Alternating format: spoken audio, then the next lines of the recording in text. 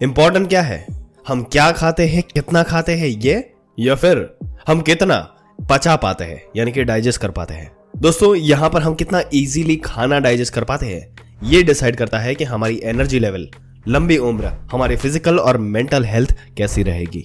हालांकि यहां पर ज्यादातर लोग लगभग रोजाना जाने अनजाने ऐसी गलतियां करते हैं जिससे उनका डाइजेशन खराब होता है।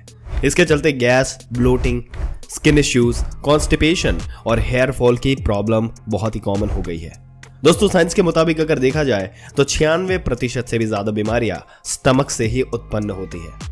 तो आपके लिए इसी के ऊपर ये वीडियो लेकर आए हैं जिसमें हम डिस्कस करेंगे कि क्या एग्जैक्टली हम करें और क्या ना करें कि हमारा डाइजेस्टिव सिस्टम जो है वो एकदम स्ट्रांग बना रहे। क्योंकि दोस्तों अगर देखा जाए तो डाइजेशन का सही होना अच्छे स्वास्थ्य का आधार है और खराब डाइजेशन की शुरुआत होती है लाइफस्टाइल की गड़बड़ियों से। इस वीडियो में मैं आपसे शेयर करूंगा कॉमन वर्स्ट हैबिट्स जिससे डाइजेशन खराब होता है और बेस्ट हैबिट्स जिससे आपका डाइजेस्टिव सिस्टम फिर से सही हो जाएगा। तो आइए शुरू करते हैं सबसे खराब हैबिट्स यानी कि वर्स्ट हैबिट्स जो है उनसे। दोस्तों सबसे पहले नंबर पर जो वर्स्ट हैबिट है वो है रॉन्ग फूड और कॉम्बिनेशंस। ज्यादातर लोग अनजाने में खाने को गलत कॉम्बिनेशन में खा लेते हैं जो ना ही डाइजेशन को स्लो करता है बल्कि बॉडी में टॉक्सिन्स भी पैदा करता है। जैसे दूध को फ्रूट्स के साथ मिक्स करना, दूध चाय को नमकीन चीज के साथ खाना या फिर खाने के बाद चाय पीना। ये सभी फूड कॉम्बिनेशंस विरुद्ध आहार है और डाइजेस्टिव प्रोसेस को सीरियस तरीके से खराब करते हैं। और फिर अगर आप already digestion related problem face कर रहे हैं तो आपको दूध वाला दलिया बनाना या मैंगो शेक अवॉइड करना चाहिए। दोस्तों यहां तक कि सूरज ढलने के बाद सलाद भी नहीं, क्योंकि ये सभी फूड डाइजेशन को स्लो करते हैं। अगर आप रेगुलरली फास्ट फूड खाते हैं तो यकीन मानिए आपका डाइजेस्टिव सिस्टम लंबे समय तक स्ट्रांग नहीं रह सकता। मैदा और बाकी फालतू इंग्रेडिएंट जो फास्ट फूड में डालते हैं वो हमारी इंटेस्टाइन में चिपक जाते हैं और बड़ी प्रॉब्लम क्रिएट करते हैं। सो बेटर है कि खुद घर पर बनाया हुआ होल ग्रेन पास्ता जो है ये बना के खा लो। दूसरे नंबर पर आता है पूरे हफ्ते का मील प्रिपेयर कर लेना। दोस्तों आजकल की फास्ट लाइफस्टाइल अगर देखा जाए तो पहले से ही 1-2 दिन का खाना हम बना के फ्रिज में स्टोर कर देते हैं, मानो एक ट्रेंड सा बन गया है। दोस्तों हमें यह समझना होगा कि हर खाने की चीज की लाइफ होती है, एक वैलिडिटी पीरियड होता है जिसके बाद वो अपना न्यूट्रिशन खोने लगता है। अब यहाँ पर आप शायद सोच रहे होंगे कि फ्रिज में वो खाने की चीज में तो कोई फर्क नहीं पड़ता, लेकिन ऐसा नहीं है। ऐसे खाने को बासी कहा गया है। ये खाना जब पेट में जाता है तो टॉक्सिन्स पैदा करता है। गर्मा गर्म फ्रेश खाने को हेल्दी लाइफ के लिए बहुत ही इंपॉर्टेंट माना गया है। खाना जितना फ्रेश होगा उतना इजीली वो डाइजेस्ट होगा और उतना बेटर ही वो न्यूट्रिशंस भी देगा। अब आप में से कुछ लोग कह सकते हैं कि कब से मील प्रिपेयर कर रहा हो लेकिन मुझे तो कोई प्रॉब्लम नहीं आई। दोस्तों बिल्कुल ऐसा हो सकता है और हो सकता है कि आपका डाइजेशन स्ट्रांग हो। हमारी बॉडी की पाचन शक्ति लगभग 16 साल की उम्र तक बढ़ती है और 16 से 35 साल की उम्र तक स्टेबल रहती है, लेकिन 35 साल की उम्र के बाद वो ढलने लगती है। सो अगर आप अभी यंग है तो शायद काम चल रहा है, लेकिन आगे चल के आपको बहुत प्रॉब्लम आ सकती है। अब यहाँ पर तीसरे नंबर की बात बताएं तो वो है स्ट्रेस। क्या आपने कभी सोचा है कि ज्यादा घबराहट में आपका पेट खराब होने लगता है? ऐसा ही कुछ होता है जब एकदम से आप डर जाते हैं। ऐसा इसलिए क्योंकि आपके स्टेट ऑफ माइंड का डायरेक्ट कनेक्शन है आपके पेट से।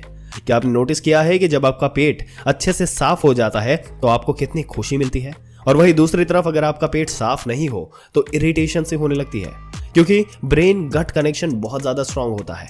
और स्ट्रेस आजकल की मॉडर्न लाइफस्टाइल का एक अटूट हिस्सा बनता जा रहा है, चाहे फिर वो सोशल मीडिया का स्ट्रेस हो, एग्जाम्स का स्ट्रेस, काम करने का स्ट्रेस या फिर रिलेशन का स्ट्रेस। आपको खुद को थोड़ा सा ब्रेक देना चाहिए, खुद के साथ थोड़ा सा वक्त गुजारना चाहिए, नेचर के क्लोज रहना चाहिए। आप वर्कआउट कीजिए, ये बहुत हेल्प करेगा। चौथे नंबर पर है इर्रेगुलर फूड टाइम। दोस्तों बिजी मॉडर्न लाइफस्टाइल का एक और साइड इफेक्ट ये है कि लोगों का खाना खाने का कोई फिक्स टाइम नहीं होता। जो लोग ऑफिस जाते हैं वो लंच तो ठीक टाइम पर पैक कर लेते हैं, लेकिन उसके अलावा कुछ हिसाब नहीं।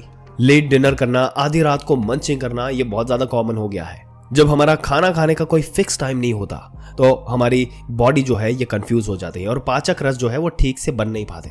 अगर आप अपनी डाइजेशन स्ट्रांग रखना चाहते हो, खुद को प्रॉमिस करो कि आप रोजाना फिक्स टाइमिंग पर ही खाना खाएंगे। अब फिक्स टाइमिंग इसका मतलब ये नहीं कि आप अपना ब्रेकफास्ट 9 बजे ही शुरू कर दें। हो सकता है कभी कुछ दिन स्केड्यूल थोड़ा सा आगे पीछे हो जाए, इतना चलता है। और इसके अलावा दोस्तों अगर देखा जाए तो एक बहुत ही इंपॉर्टेंट चीज है जो ये है हम खाना कैसे खाते हैं। कभी आपने देखा है कि एक बाइट आप कितनी बार चबाकर खाते हैं? ज्यादातर लोग 5 से 6 बार ही चबाते हैं, जबकि आइडियल नंबर है 32।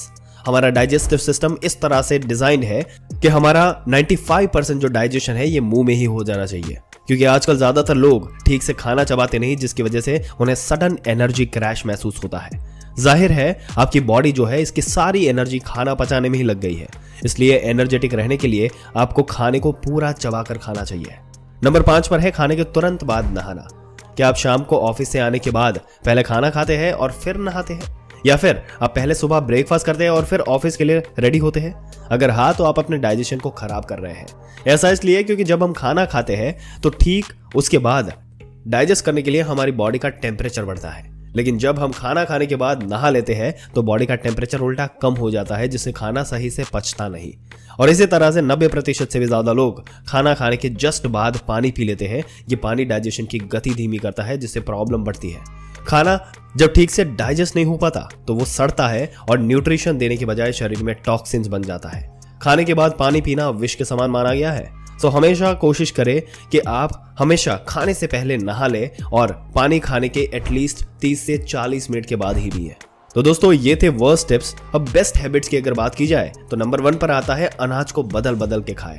अगर आप चाहते हैं कि आपका डाइजेस्टिव सिस्टम बहुत ही बढ़िया चलता रहे और लंबे समय तक चलता रहे, तो पहला रूल यही है कि अनाज को आपको बदल बदल कर खाना है। ये नहीं कि मील में रोटी ही ठूस रहे हैं, हमेशा राइस ही खा रहे हैं। थोड़ी वैरायटी यहाँ पर होनी चाहिए और कितने ऑप्शंस यहाँ पर अवेलेबल है। आप कभी बेसन का चिल्ला खाएं, आप मूंग दाल का डोसा खा सकते हैं, या फिर ओट्स या फिर बाजरे या जवार की रोटी भी खा सकते हैं। और इसे ना सिर्फ आपको वैरायटी यहाँ पर मिलेगी, बट यहाँ अलग अलग न्यूट्रिएंट भी मिलेंगे, और इनके अलावा आपकी जो डाइजेशन है वो बहुत ही स्मूथली चलेगी। दूसरे नंबर पर है प्रोबायोटिक रिच फूड खाना। दोस्तों कमजोर पाचन तंत्र जो है इसका क्लियर साइन है प्रोबायोटिक की कमी। प्रोबायोटिक अच्छे से बैक्टीरिया जो होते हैं, जो हमारे डाइजेस्टिव सिस्टम को स्ट्रांग बनाते हैं हार्मफुल बैक्टीरिया की ग्रोथ को रोककर। और प्रोबायोटिक रिच फूड का डेली डाइट में होना बहुत ज्यादा जरूरी है। तो क्या आपको सप्लीमेंट्स खरीदना पड़ेगा? नहीं दोस्तों, इसकी बिल्कुल जरूरत नहीं है। उन सो कॉल्ड प्रोबायोटिक ड्रिंक से आपको दूर रहना है जिसमें प्रोबायोटिक बैक्टीरिया से ज्यादा चीनी होती है। सबसे बेस्ट है फ्रेश दही में शक्कर मिलाकर ब्रेकफास्ट से पहले आप खाओ। ये प्रोबायोटिक के लिए बहुत ही बेस्ट ऑप्शन है। फिर सभी फर्मेंटेड फूड बहुत अच्छे सोर्सेस है प्रोबायोटिक के लिए। तीसरे नंबर पर है घी। दोस्तों अगर आपके डाइट में गाय का देसी घी नहीं है तो आपका एसिडिटी, ब्लोटिंग, गैस और कॉन्स्टिपेशन की प्रॉब्लम जो है ये कभी ना कभी जरूर आ सकती है। दोस्तों घी में ब्यूटेरिक एसिड होता है जो आपके पेट और आंतों को स्ट्रांग बनाता है, और यही 2 ऑर्गन्स है जिसकी वजह से हम खाने से न्यूट्रिएंट्स जो है वो ले पाते हैं। अब घी के बारे में बताएं तो घी से फूड पाइप लुब्रिकेटेड रहती है, जिसकी वजह से वेस्ट बड़ी आसानी से बाहर निकलता है। इसलिए कोई फर्क नहीं पड़ता आपका फिटनेस गोल क्या है, आपको 2 से 4 चम्मच देसी गाय का घी जरूर अपनी डाइट में शामिल करना चाहिए। रोटी पर लगा ले, सब्जी में डाल ले, चावल पर लगा दे, आप अपने मील के साथ कहीं पे भी इसको इस्तेमाल कर सकते हैं। दोस्तों आपके क्या विचार है डाइजेस्टिव प्रॉब्लम से छुटकारा पाने के लिए? ये जो डिटेल्स जो हमने आपको बताई, जिसमें बेस्ट और वर्स्ट हैबिट जो है, इसके बारे में जानकर आपके विचार नीचे कमेंट सेक्शन में जरूर से बताइएगा। इस वीडियो को जितना हो सके अपने दोस्तों और रिश्तेदारों हर किसी के साथ शेयर करें ताकि उनको भी इसके बारे में पूरी जानकारी मिले। और ऐसी ही जानकारी पाते रहने के लिए हमारी चैनल को सब्सक्राइब करके बेल आइकन जरूर से दबा दें।